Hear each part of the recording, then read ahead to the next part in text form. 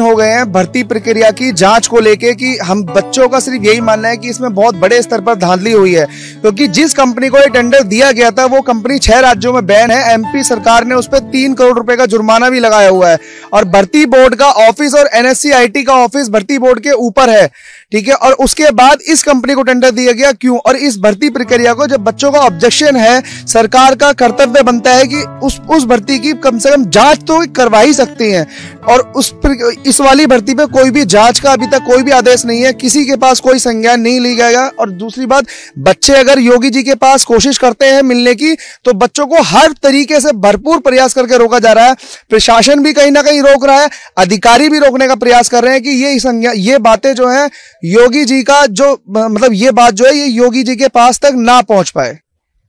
क्या है आप जो अपनी बात कहना चाहती हैं, धरना प्रदर्शन कर रहे हैं यहाँ लोग, क्या मुद्दा है? जी, ये परीक्षा 95-34 जो भर्ती प्रक्रिया है ये नवंबर 2021 में इसकी परीक्षा हुई है।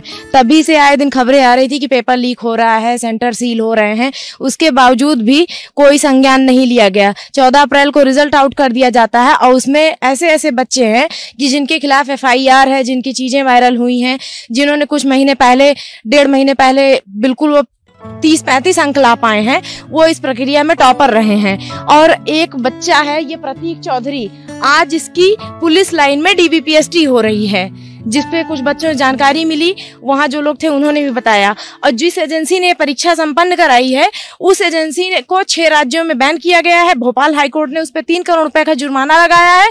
उसके बावजूद भी बच्चों के भविष्य के साथ खिलवाड़ किया जा रहा है कि इसी एजेंसी को टेंडर देके और इतनी ज्यादा भरपूर मात्रा में करप्शन कर रहे हैं कि हम लोग अपने शब्दों में बता नहीं सकते। कुछ एविडेंस है हमारे पास में और कुछ हम सरकार से अपनी मांग रख रहे हैं कि एक बार इस भर्ती की जांच करा दी जाए, क्योंकि ऐसे बहुत से लोग हैं जो अंदर घुस के बैठे हैं जिनके बारे में तो एविडेंस भी नहीं मिल पाया है। अभी तक कहाँ शिकायत की है आप?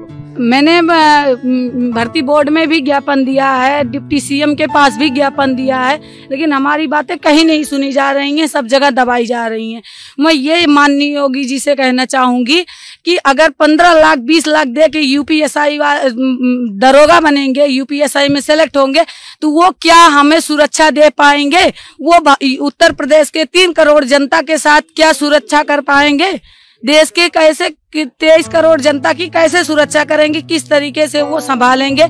या घर की बहन बेटियां किस तरीके से सुरक्षित रहेंगी? वो तो नारियों की सुरक्षा की कहते हैं, उनके हक के लिए कहते हैं। ना तो हमें हमारा हक मिल रहा है, ना तो हमें हमारी सुरक्षा मिल पाएगी। आगे आने वाली भविष्य में हमारा 23 करोड़ जनता का क्या भविष्य होगा, ये तो हमारे योगी जी ही जान सकते हैं। आप बताइए सर। यूपी टेट में जो भी घोटाला हुआ था, 24 घंटे के अंदर योगी जी के निर्देश पे सारे सॉल्वर गैंग को पकड़ करके उन पे NSA लगवा के घर पे बुलडोजर भी चढ़वा दिया गया। तो क्या हमारे लिए इतना नहीं हो सकता? हमारे लिए कम से कम एक जांच तो बनती है ना।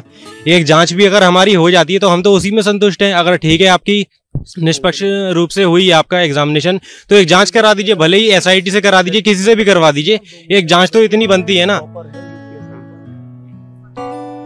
आप बताइए सर। ये जो हैं इनके 37 नंबर PET में हैं, आज के डेट में टॉपर हैं। उनकी DBPST जो लखनऊ में चल रही है, ऐसे ऐसे धांधलेबाजें हैं। 160 में 157-58 क्वेश्चन सही करके आ रहे हैं। अभी इनसे पूछा जाएगा तो कुछ नहीं बता पाएंगे जी। 2 क्वेश्चन जो छोड़ रहे हैं उस पर ऑब्जेक्शन भी कर रहे हैं कि ये सर क्वेश्चनों में गलत है। ऐसे ऐसे लोगों की हो जा रहा है DBPST।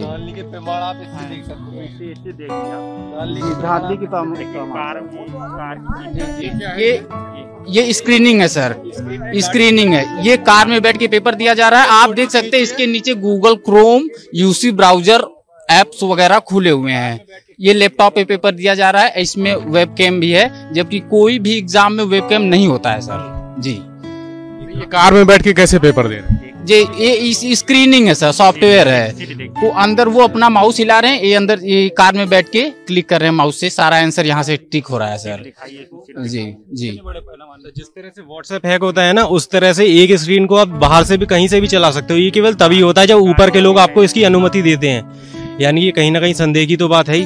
जब तक ऊपर से अनुमति नहीं मिलेगी आप स्क्रीन को शेयर नहीं कर सकते हो। और इसके तो IP एड्रेस से, मैं खुद सॉफ्टवेयर इंजीनियर हूँ, बहुत ही आसानी से पकड़ा जा सकता है, क्योंकि IP एड्रेस एक सिस्टम का दूसरी जगह कहाँ पे चल रहा है बहुत आसानी से पकड़ना। लेकिन ये होगा तो तभी ना जब इसकी कुछ जांच तो करे, कुछ तो करे। अभी तक जांच नहीं हुई क्या इसकी? नहीं सर, अभी तक कोई जांच नहीं है। और मैं ये कहना चाहता हूँ कि जो बच्चा बाहर कार में बैठकर पेपर दे रहा है, जो कि पेपर हॉल में होता है, वो बाहर कार में बैठकर पेपर दे रहा है, उसका बकायदा वो टॉपर है यूपीएसआई में, और उस प्रतीक चौधरी उसका नाम है, उसका आज ही डीवीपीएसटी है। और मैं ये कहना चाहता हूँ कि जब आप उसका पूरा सबूत हम दे रहे हैं, पूरा ज्ञापन दे रहे हैं, तो आपको जांच कराने में क्या दिक्कत है? कहीं ना कहीं ये लगता है कि सर इसमें भर्ती बोर्ड पूरी तरीके से संलिप्त है। जो भर्ती बोर्ड के जो अधिकारी हैं, उनके रिश्तेदारों की जो वैकेंसी इसमें होगी, उनकी भर्ती होगी, तो क्यों रद्द करेंगे वो लोग? सर मेरा सिर्फ इतना मानना है। और हम ये भी जानते हैं कि हमें अपने राजा, हमें अपने योगी पे भरोसा है। हमारी बात वहां तक कोई नहीं जाने देता सर। अगर हमारी बात वहां तक जाए तो हमें योगी जी पे पूरा भरोसा है। उन्होंने कई पेपर, जैसे यूपी टेट का हम लोग उदाहरण ले लेते हैं, जैसे ही खबर लगा बच्चों में पेपर बढ़ गए थे, उसके बाद पेपर निरस्त हुआ और दोबारा जो है पेपर फ्रेश हुआ था सर। ये कहना चाहेंगे सर। आप लोगों ने योगी जी से बात करने की कोशिश नहीं? कोशिश की सर, हम लोगों ने ज्ञापन दिया, लेकिन हमारे